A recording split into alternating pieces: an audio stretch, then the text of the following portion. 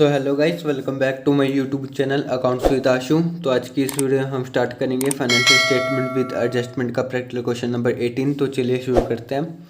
तो question number 18 आपके पास, from the following trial balance of mister Alok prepare trading and profit and loss account for the year ended 31 March 2019 and a balance sheet as at that date. ठीक है, आपको जो है following trial balance given है किसकी, mister Alok की, और आपको क्या प्रिपेयर करना है, trading and profit and loss account, और आपको बैलेंस शीट भी बनानी है। ठीक है, अब जो है आगे वो कह रहे हैं the following adjustment are to be made. ठीक है, आपको फॉलोइंग एडजस्टमेंट गिवन है। सबसे पहले एडजस्टमेंट हम पढ़ते हैं। फर्स्ट है आपके पास, stock in the shop on 31 March 2019 was 64,480। ठीक है, आपको जो है आपके शॉप में जो है स्टॉक है कौन सी डेट को, क्लोजिंग डेट को, यानी कि आपका वो स्टॉक कौन सा क्लोजिंग स्टॉक है। ठीक है, वो कितना है, 64,480। ठीक है, ये आपको पता है, दो जगह जाता है, एक तो ट्रेडिंग अकाउंट के क्रेडिट साइड में और एक एसेट साइड में। ठीक है, तो सिंपल यहाँ लिखेंगे बाय क्लोजिंग स्टॉक 64,480। ठीक है, कितना, 64,480, और एक आपकी बैलेंस शीट की एसेट साइड में क्लोजिंग स्टॉक के नाम से। ठीक है, ये एडजस्टमेंट तो बहुत ईजी है। ठीक है, ठीक है, ये सबको अभी तक आनी चाहिए। ठीक है, क्लोजिंग स्टॉक वाली। फिर आगे वो कह रहे हैं सेकंड एडजस्टमेंट आपके पास, half the amount of X bill is irrecoverable. ठीक है, इसका मतलब है जो आपका एक्स का बिल है वो हाफ अमाउंट, उसका हाफ अमाउंट जो है इरिकवेबल है, यानी कि आपको मिल नहीं सकता उसका हाफ अमाउंट। ठीक है, यानी कि वो डूब गया। अब हम देखते हैं एक्स का बिल वो कितना है। ठीक है, तो सिंपल आपका ट्रायल बैलेंस में आपके जो है देखिए डेटर्स में इंक्लूड, वो ब्रैकेट में कह रखे हैं including x for dishonour bill for ₹1,000। आपका एक 1,000 का बिल है वो, जो कि आपका डिस ओनर हो चुका है। अब डिस ओनर बिल क्या होता है, देखिए डिस ओनर बिल में जो है दो पार्टियाँ इंक्लूड होती है उसमें, एक तो आपकी ड्रॉअर होती है और एक ड्रॉई होती है। ठीक है, ड्रॉअर जो है आपका बिल ड्रॉ करता है। ठीक है, किसके बिहाफ पे, ड्रॉई के बिहाफ पे, और ड्रॉई जो है जब आपकी डेट ऑफ मैच्योरिटी होती है पेमेंट की, तो उस समय जो है आपका बिल वो जो है बिल पे करता है। ठीक है, अब डिसओनर कब होता है आपका बिल, जब आपका ड्रॉई जो है फेल हो जाता है पे करने में, जब आपकी डेट ऑफ मैच्योरिटी आती है ना पेमेंट की, जैसे मान लीजिए आपकी डेट ऑफ मैच्योरिटी है 1 फैब। ठीक है, इस बिल को पे करना था ड्रॉई ने, तो वो 1 फैब को नहीं कर पाता, तो उस समय जो है आपका बिल वो डिसओनर हो जाता है। ठीक है, तो वो लेट हो जाता है किसी कारण पेमेंट करने से ड्रॉई, तो उस समय जो है आपका बिल वो डिसऑनर हो जाता है। तो इसी में जो है आपके डेटर्स में 1,000 का बिल बता रखा है, एक्स का था वो डिसऑनर हो रखा है 1,000, यानी कि वो आपके मिलने से नहीं रहे। अब एडजस्टमेंट वो कह रहे हैं कि आपके 1,000 जो है आपके इरिकवेबल है, यानी कि वो 500 रुपये आपके डूब गया। तो ये सिंपल जो है आपके एक तरह से फर्दर बैड डेब्ट्स का काम करेंगे। ठीक है, फर्दर बैड डेब्ट्स बन जाएंगे आपके 500। ठीक है, तो सिंपल आपके डेटर्स कितने हैं, 30,000 के, जिसमें आपका डिस ओनर बिल कितना है, एक्स का 1,000 रुपीज़। देखिए इसको कैसे करेंगे। सबसे पहले फर्दर बैड डेब्ट्स आपके 500 के बन गए, हाफ ऑफ द अमाउंट कह रहे हैं एडजस्टमेंट में, तो 1,000 का हाफ क्या होएगा, 500। तो सिंपल सबसे पहले हम डेटर्स आपके पास है 30,000 के, तो उसमें से आप लेस करेंगे फर्दर बैड डेब्ट्स, वो कितना, 500। ठीक है, अब यही दूसरी जगह फर्दर बैड डेब्ट्स से कहाँ जाएंगे, प्रॉफिट एंड लॉस अकाउंट के डेबिट साइड में। तो इससे पहले हम देख लेते हैं ट्रायल बैलेंस में और कोई गिवन है बैड डेब्ट से रिलेटेड एडजस्टमेंट। तो आपके पास बैड डेब्ट्स गिवन है 1,810। ठीक है, कितने, 1,810 आपको गिवन है सॉरी बैड डेब्ट्स। ठीक है, जिसे हम ओल्ड बैड डेब्ट्स भी कहते हैं। तो सिंपल ये भी आपके डेबिट साइड में आता है प्रॉफिट एंड लॉस अकाउंट के, तो यहाँ लिख देंगे टू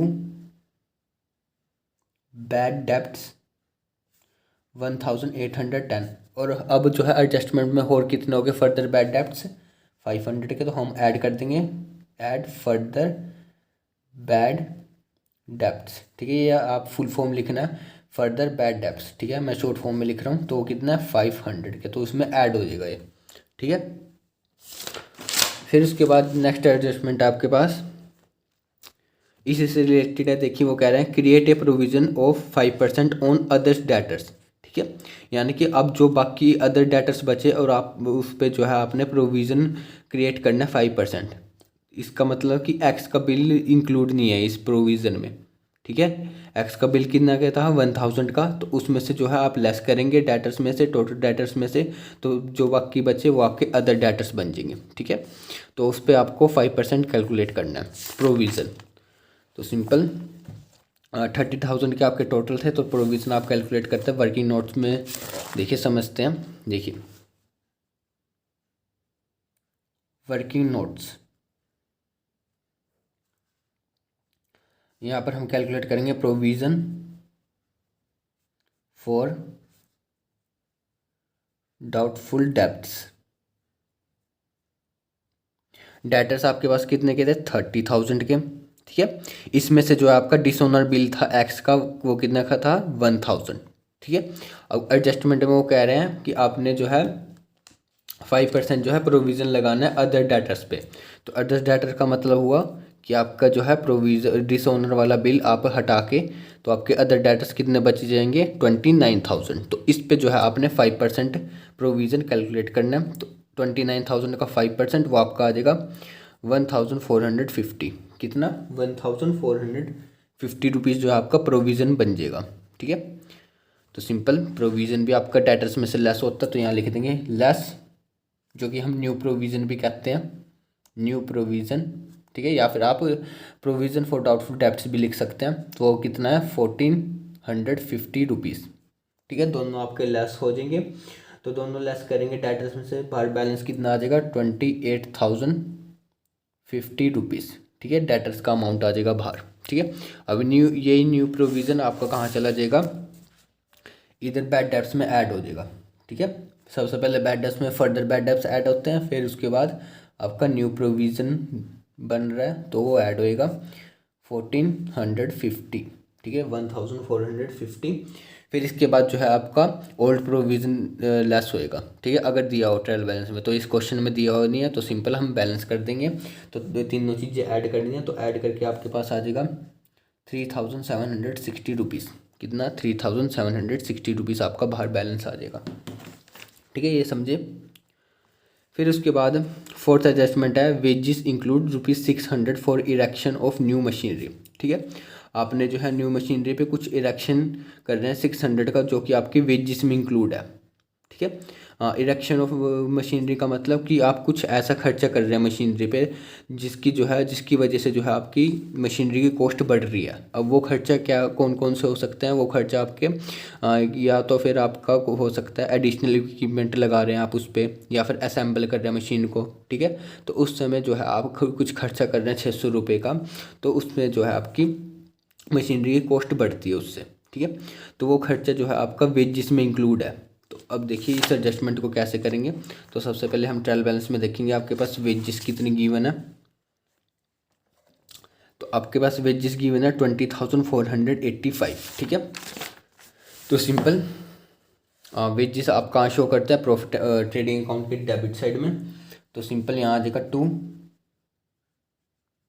वेजेस 20,485, इसको इनर कॉलम में लिखेंगे, क्योंकि इसमें क्या इंक्लूड है आपका इरेक्शन ऑफ न्यू मशीनरी। ठीक है, तो आप वो सिंपल लेस कर देंगे, इरेक्शन ऑफ मशीन भी लिख सकते हैं या न्यू मशीन, वो कितना है 600। तो हम यहाँ से लेस करेंगे, क्योंकि वो वेजिस का कोई पार्ट ही नहीं है, तो लेना देने वो गलती से आपका इंक्लूड हो गया इसमें। ठीक है, वेजिस में। तो बाहर बैलेंस कितना आ जाएगा वेजिस का 19,885। ठीक है, कितना आ जाएगा 19,885। अब ये यहाँ से इरेक्शन आपका लेस हुआ है वेजिस में से, तो ऐड कहाँ हो जाएगा आपका मशीनरी में। अब मशीनरी की वैल्यू भी देख लेते हैं वो कितनी है आपके पास ट्रायल बैलेंस में। तो मशीनरी की वैल्यू है 14,400। ठीक है, तो सिंपल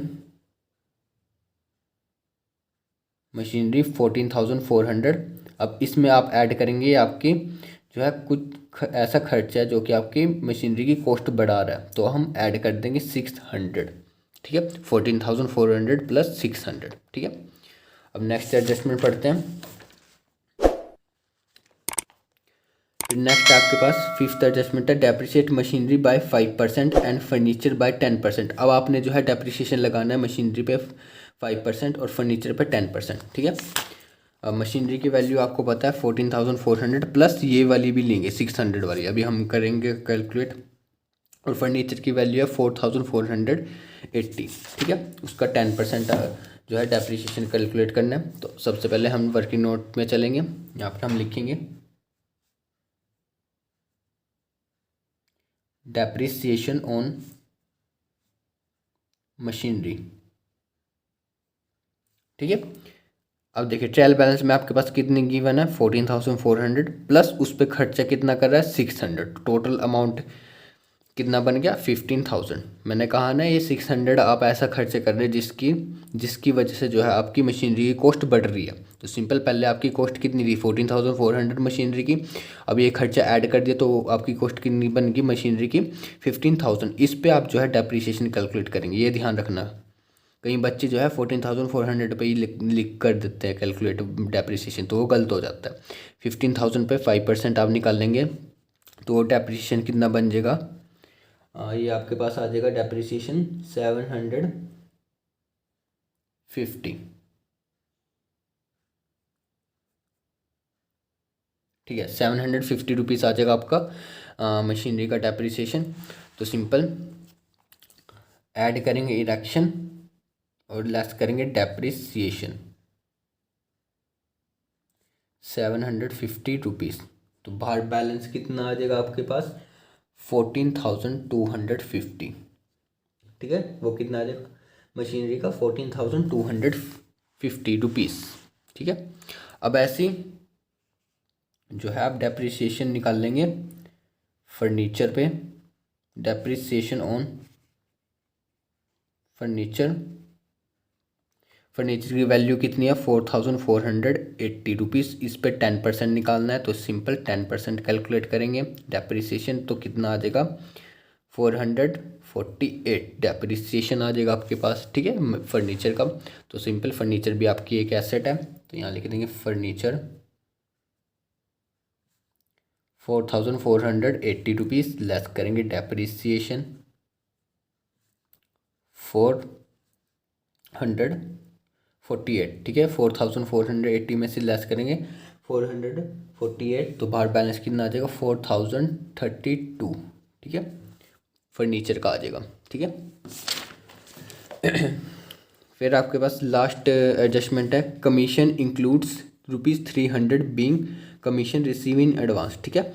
आपको जो है कमीशन में 300 की आपके पास ऐसी कमीशन थी जो कि आपकी कमीशन क्या थी रिसीव इन एडवांस, ठीक है। आपने जो है अगले साल का भी जो है इसी साल रिसीव कर दिया 300 की कमीशन। तो अब देखते हैं आपको टोटल कमीशन कितनी रिसीव हुई है, वही है आपके पास 2,820 रुपीज़, ठीक है।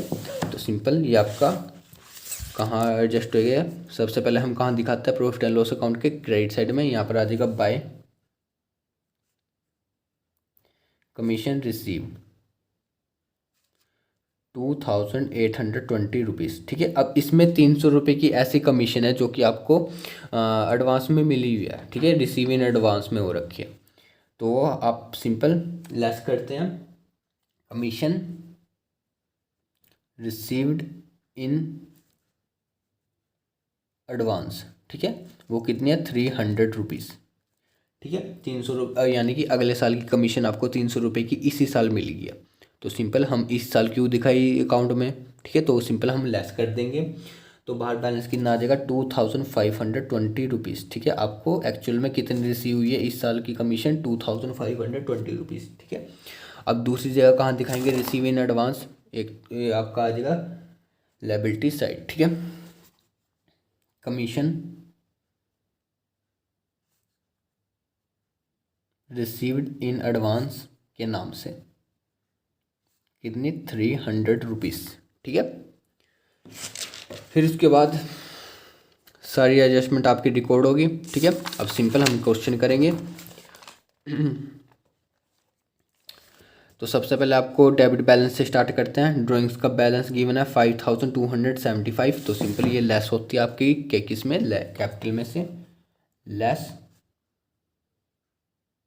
ड्राइंग्स ₹5275, ठीक है। फिर उसके बाद फिर आपके पास है बिल्स रिसीवेबल है 4750 के, ये आपकी एसेट है, तो एसेट साइड चले जाएंगे। बिल्स रिसीवेबल्स ₹4750, ठीक है। फिर उसके बाद मशीनरी आपको गिवन है 14,400 की, ये आपका हो गया। फिर आपके पास डेटर्स है जिसमें इंक्लूड था डिसऑनर बिल 1000 का, ये भी हो गया। फिर वेजिस है 20,485 का, ये भी हो गया। फिर आपके पास है रिटर्न इनवर्ड 2390, ये आपकी सेल रिटर्न है, ठीक है। कितने? 2390 तो आपका क्रेडिट साइड में आएगा ट्रेडिंग के बाय, सॉरी यहाँ पर आ जाएगा लेस रिटर्न के नाम से 2390 ठीक है। सेल में से आप लेस करते हैं ना सेल रिटर्न, तभी आपकी जो है नेट सेल आती है, ठीक है। फिर उसके बाद आपके पास है परचेजेस गिवन है 1,28,295, तो सिंपल ये आपका डेबिट साइड में चलेगा टू परचेजेस, वो कितना है 1,28,295, ठीक है, यानी कि 1,28,295, ठीक है। फिर उसके बाद आपके पास है रेंट की आपको गिवन है, ये पे कर रहे हैं आप, ठीक है, 2,810 का, तो ये आपका प्रॉफिट एंड लॉस अकाउंट के डेबिट साइड में चला जाएगा। टू रेंट के नाम से 2,810 ठीक है, कितना 2,810, ठीक है, 2,810। फिर उसके बाद रेंट के बाद है स्टॉक, ब्रैकेट में क्या रखा है 1 अप्रैल 2018, यानी कि ओपनिंग डेट को गिवन है ये स्टॉक, तो ओपनिंग स्टॉक है 44,840, तो सिंपल ये आपका डेबिट साइड में चला जाएगा ट्रेडिंग के टू ओपनिंग स्टॉक 44,840, ठीक है। फिर आपके पास है सैलरीज गिवन है 5,500 की, ये आपकी डेबिट साइड में चली जाएगी प्रॉफिट एंड लॉस अकाउंट के टू सैलरीज, वो कितनी है आपके पास 5,500। फिर उसके बाद आपके पास है ट्रैवलिंग एक्सपेंसेस है 9,945 की, तो ये भी यहीं पर ही आ जाएगा टू ट्रैवलिंग एक्सपेंसेस 945, ठीक है। फिर उसके बाद आपके पास है इंश्योरेंस 200 का, तो ये भी आपका इधर आ जाएगा टू इंश्योरेंस 200 का, ठीक है। फिर उसके बाद आपके पास है इंश्योरेंस के बाद आपके पास है कैश गिवन आपके पास 9,750 का, ये आपकी एसेट है, तो सिंपल एसेट साइड चले जाएंगे। कैश कितना है बेसिकली ये कैश, अगर सिंपल में कैश लिखा है तो ये आपका कैश इन हैंड होता है, ठीक है। आपके हाथ में कितने पास कैश है 9,750, कितना 9,750 ठीक है। कैश के बाद आपके पास रिपेयर है 1,685, तो ये भी आपका प्रॉफिट एंड लॉस अकाउंट के डेबिट साइड में चला जाएगा टू रिपेयर्स 1,685, ठीक है, 1,685 फिर उसके बाद आपके पास है इंटरेस्ट ऑन लोन आपके पास गिवन है 500 का। अब इंटरेस्ट ऑन लोन से रिलेटेड आप ये चेक करेंगे तो लोन आपके पास कितना है, loan eight 8% per annum on 1 अप्रैल 2018, यानी कि आपको इस डेट को लोन लिया था 10,000 का 8% पर एनम के हिसाब से, ठीक है। आपका एक साल का इंटरेस्ट 8% के हिसाब से लगेगा। तो हमने जब हम कैलकुलेट करते हैं इंटरेस्ट कितना बनता है, देखिए वर्किंग नोट में समझते हैं।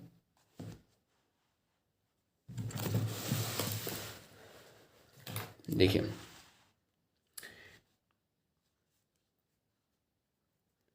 इंटरेस्ट ऑन लोन, ठीक है, एक साल का कितना बनता है। लोन आपने 1 अप्रैल 2018 को ले रखा है, ठीक है, तो एक साल कब बनेगा 31 मार्च 2019, जबकि आपके अकाउंट्स क्लोज हो रहे हैं, ठीक है, एक साल पूरा हो गया। तो लोन का अमाउंट कितना है 10,000 रुपये। एक साल का कितना परसेंट है, वो इंटरेस्ट रेट है 8%। तो एक साल का कितना आपने पे करना है इंटरेस्ट, 800 रुपीज़। ठीक है, इतना आपने पे करना है।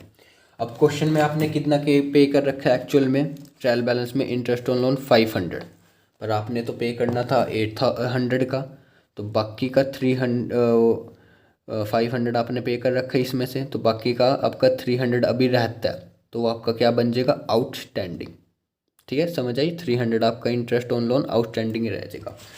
तो सिंपल, इंटरेस्ट ऑन लोन आपका प्रॉफिट एंड लॉस अकाउंट के डेबिट साइड में आता है, यहाँ लिखेंगे टू इंटरेस्ट ऑन लोन, वो कितना ट्रायल बैलेंस में आपने 500 पे कर रखा है, तो हम ऐड करेंगे आपके पास आउटस्टैंडिंग इंटरेस्ट अभी कितना है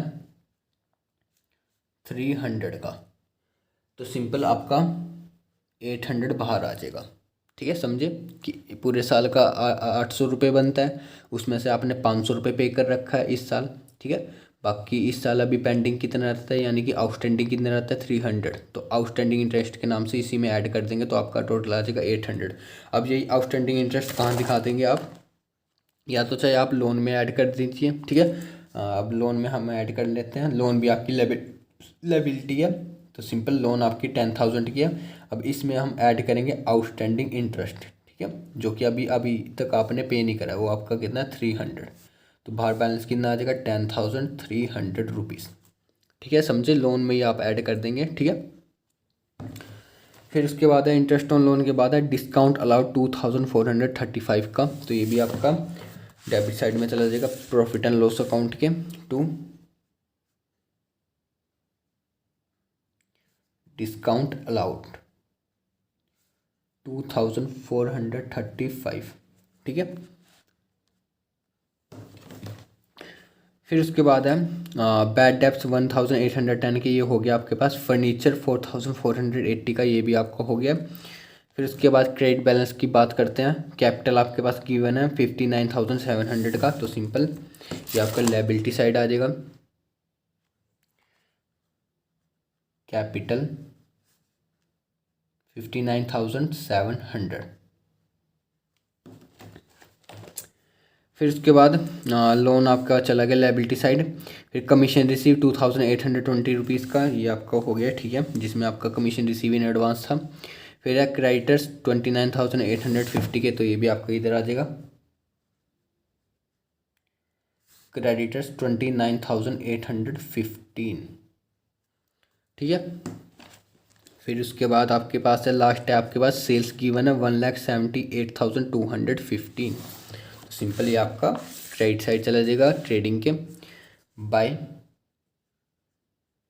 सेल्स 1,78,215, और आपकी रिटर्न कितनी थी 2,390, तो इसमें से लेस करेंगे तो बाहर नेट सेल कितनी आ जाएगी 1,75,825, कितनी 1,75,825। ठीक है, अब सब कुछ रिकॉर्ड हो गया आपका, ट्रायल बैलेंस का अंदर का आइटम भी रिकॉर्ड हो गया और बाहर एडजस्टमेंट भी रिकॉर्ड होगी, तो सिंपल आप बैलेंस करके ग्रॉस प्रॉफिट निकालते हैं।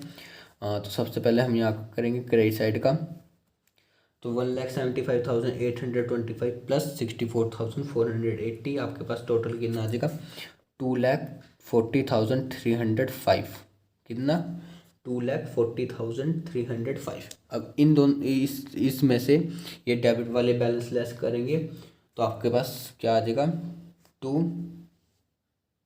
ग्रॉस प्रॉफिट, जो कि हम यहाँ ब्रैकेट में लिखते हैं बैलेंसिंग फिगर। तो ग्रॉस प्रॉफिट कितना आ जाएगा 47,285। ठीक है, 47,285 हिंदी में बोले तो। ठीक है, तो टोटल आ जाएगा इसका 2,40,305, कितना 2,40,305। अब यही ग्रॉस प्रॉफिट आंख बंद करके इस साइड उतार देंगे क्रेडिट साइड किसकी, प्रॉफिट एंड लॉस अकाउंट की, बाय ग्रॉस प्रॉफिट कितना 47,285। ठीक है, 47,285। ठीक है, अब simple profit and loss account का करते हैं। सबसे पहले क्रेडिट साइड को ऐड करेंगे 47,285 प्लस 2,520, तो टोटल कितना बना 49,805। ठीक है, कितने 49,805 रुपीज़ सिंपल। अब इसमें से ये वाली आइटम लेस करेंगे 5,500,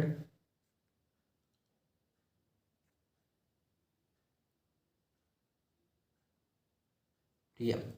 तो आपके पास यहाँ क्या आ जाएगा, टू नेट प्रॉफिट, ब्रैकेट में लिखेंगे बैलेंसिंग फिगर। तो नेट प्रॉफिट कितना आ जाएगा 30,472। ठीक है, यानी कि 30,472।